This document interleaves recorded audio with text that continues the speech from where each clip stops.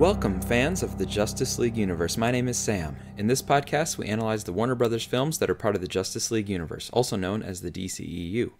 This episode was written by myself with Alessandro Maniscalco, Rebecca Johnson, Sydney, and Nick Begovich. You can find us all on Twitter, and you can follow the show at JLU Podcast. Now that we've finished up our Wonder Woman coverage, and by the way, it was really great to hear from people in the final Wonder Woman retrospective episode that we did, so please check that out if you haven't yet. It's available in our podcast feed and also on our YouTube channel.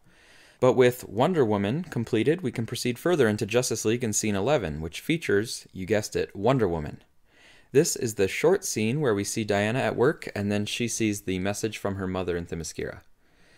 So the scene opens up with an interesting camera angle looking down in a sort of museum workshop or restoration center.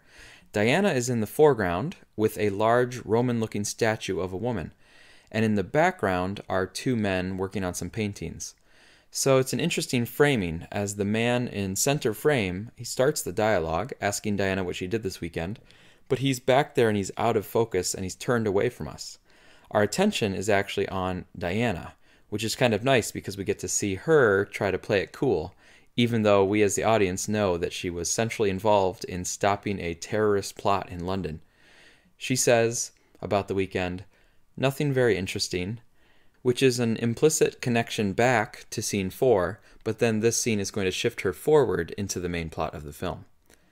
And by the way, the first moments of this scene not only connect back with earlier parts of Justice League, but they also connect back to Batman v Superman and Wonder Woman. In those films, Diana consistently had elegant costuming, especially in BVS, and that's similar to what she has on here with this elegant white outfit. And in BVS, she always had on metallic necklaces or bracelets as an homage to her Wonder Woman bracelets. And here, she again has on a gold bracelet on her wrist. And her red lips really stand out against the white of everything else in this scene, just like she stood out before, even amongst the posh crowd at Lex's party, for example. Also, we saw before in the previous films that Diana worked as some sort of art or antiquities dealer, and in particular, she's based at the Louvre in Paris. So this scene continues on with those aspects of her day job as Diana Prince. And from those films, I tended to think that she was on the business end of things, making connections, chasing down leads on valuable pieces or artifacts, and maybe verifying the authenticity of certain things or spotting fakes, such as the supposed Sword of Alexander. I didn't think of her working on the technical side of things, like actually cleaning and restoring the statues physically. But I'm not an expert in this area, so maybe that's all part and parcel to the trade.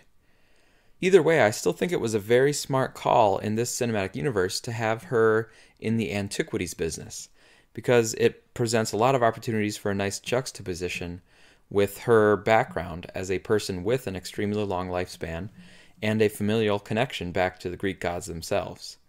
Having her around things like this Romanesque statue are a good reminder of her origin and background. And although we haven't yet seen much about the ancient Greek goddesses, who often get quite a lot of attention in the Wonder Woman comic books, there is still hope at least one of them might surface in the sequel film coming out next year. Anyway, scene 11 continues with the man, still out of focus, turning toward Diana and saying that evasive answers like the one she gave are all she ever tells them. So they're cordial, but clearly Diana tends to remain quite private about her personal life at work, which makes a lot of sense given what we know about her true situation. Diana continues to play it off casually, saying, "I'm not that exciting," which is a small bit of irony given the amazing display of powers that she had in her previous scene. We mentioned before that the depth of field and the framing was good at the start of the scene. Well, it also works well here in terms of blocking the scene because the TV is placed in the opposite corner from where the man was. So now, when Diana hears the news report about the Shrine of the Amazons, the positioning of the scene allows for a good dramatic turn of Diana turning towards camera and towards that TV. She pulls around toward the TV and she's no longer playful. She has a very concerned look on her face. There are 3 male conservationists also looking at the news report, with the news reporter saying that the large bonfire has people baffled. In the background of the scene, we see a poster for some ancient Egyptian artifacts, and a stained glass window with a character that might be Mary, the mother of Jesus. If so, that would be another goddess or holy feminine connection to Diana. Although the report is saying that the meaning of the fire is unknown, And just as Penelope predicted, the men don't know what it means. Hippolyta was right that Diana will know what it means. She says to herself, invasion.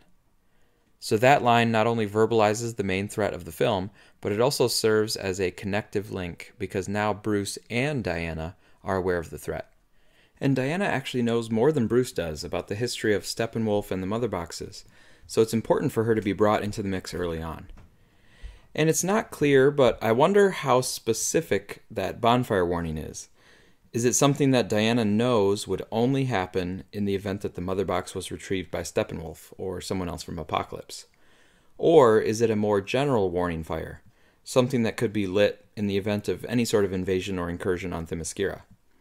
Based on Diana's reaction, where I read her line about invasion as referring to the world being in danger, I tend to think it's the former, that Diana knows that this fire must mean that the mother box, long guarded on Themyscira, has been retrieved.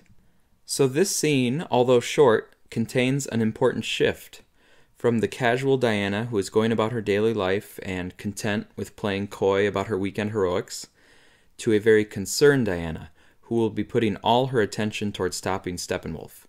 It builds upon the danger that we saw so vividly on Themyscira in the last scene, and it takes that danger and spreads it out to Diana so that she will be motivated to join Bruce in forming the League. Unfortunately, this ratcheting up of tension and danger is about to be terribly, embarrassingly undercut by the next scene.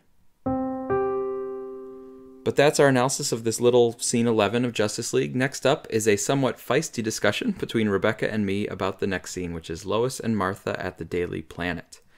And speaking of Rebecca, we all want to give a big congratulations to our colleague on the 200th episode of Supergirl Radio. That's a really amazing accomplishment, and it's a nice way to celebrate the return of the Supergirl TV series in its 4th season, premiering this weekend. But well done, Rebecca, and the rest of the Supergirl Radio family. It's a great podcast, and we wish you continued success. And on behalf of the JLU Podcast team, thank you for listening. If you'd like more in-depth content related to DC films, then be sure to check out our Patreon page at patreon.com/JLU Podcast. If we get just a couple more patrons, then we are probably going to start up a full Man of Steel analysis. So if you're a fan of Man of Steel, then even just $1 a month can make that happen. That's at patreon.com/JLU Podcast.